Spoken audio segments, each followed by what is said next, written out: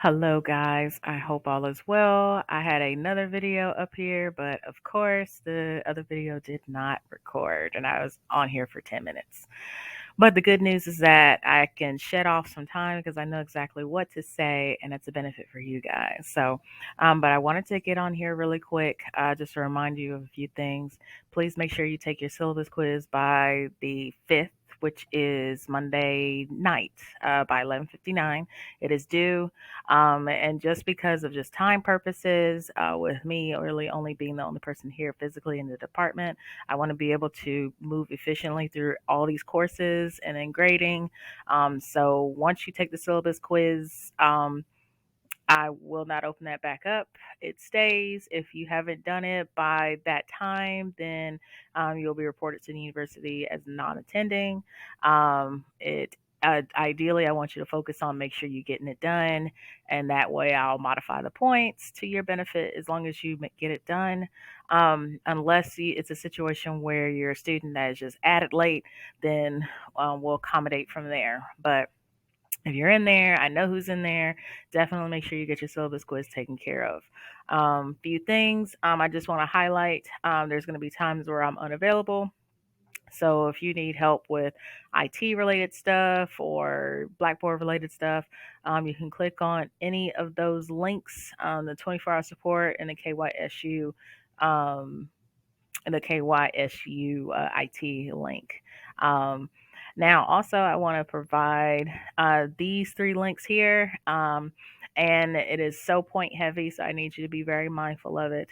When we get to the final project, it is a PowerPoint voiceover with multiple group members. Okay, so this is very important. I presented this information to you on August 30th. I do not want to hear on December 16th, which is when 15th or 16th, which is when the content is due, that you could not get the voiceover on there.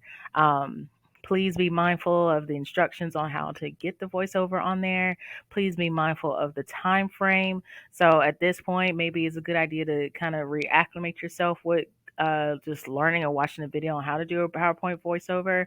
And maybe you still are struggling. Definitely reach out to me, but don't reach out to me on December 13th or 14th saying that you couldn't get the voiceover on there. I don't know how to figure it out. Okay. If you had classes with me, you should know that when we do projects and presentations in PowerPoint, voiceover is what I need. And so you should definitely acclimate yourself with it. If it's not in there at the time of the submission or the due date of the presentation, is automatically a 50-point deduction. So we want to be very clear on knowing how to do PowerPoint voiceovers.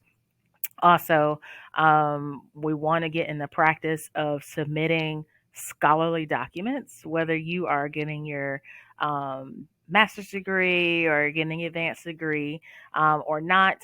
Even if you are going into the workforce, oftentimes, if you are submitting something for review, it has to be packaged in a way that is presentable, that can be easily read, and easily referenced. So definitely click on the links on how to create a cover letter for anything you submit and knowing how to do a reference list. One thing that is so important for you guys, I've been lenient in other courses, but in this course, that reference list needs to be a separate sheet of paper. Okay. If these guidelines are not followed, only because I gave you the information with plenty of time in mind. No reference list. If you submit something that there's no reference list at all on it, 20 points are gone automatically. And if you submit something without a cover letter, 20 points are gone automatically. So this stands to take up about 40 point deduction out of 100 as far as your grade is concerned. Even if you did write a great paper and you don't have these two pieces on there, the highest you'll get is a 60. So it seems harsh, but we got to get in the practice and the habit of submitting these pieces in terms of research methods. So that's just something to just be very mindful of and being very cautious of. Scrolling down into your first learning module, like I said, I know you guys don't watch videos, so I will not lecture you on these 5 chapters, but I will highlight to you that it's so important for you to get the book. If you purchase the book, I like to make it worth people's while. So definitely the PowerPoints are up here, but definitely get into the book because I do pull some questions out of the book, or I do create questions that is around the book. But please, please, please, please, please, please, please make sure you get into the book and review it. And with your first journal discussion, there's a portion of your journal discussion that you do have to submit into the journal summary. And then once you complete those items, you go right into your learning module 1 quiz, which just basically is just going over making sure that you understand. Just know a few things, two things that you'll definitely need to know. Just know that your learning module quiz 1 is a one attempt quiz. It's not timed, but it is one attempt. I'll adjust the time because it says AM, but you want to make sure that you are taking your time reading the questions fully and making sure you have your notes arranged to make sure that you can answer these questions. Um, Also, and the second thing, in your journal discussion, when you submit the journal portion, if there's anything that is plagiarized to any degree, it is a zero and you will not be able to resubmit. It is done for. And I say that because other institutions, if you're caught plagiarizing, you're thrown out of the department. You can no longer remain in the department. Some universities will assess fines. Some universities will do all three. Okay, so the the fact that we're just simply just giving you a zero and that's it. That's extremely lenient considering that other institutions could do any of those three or all three. So we just want to be mindful of that.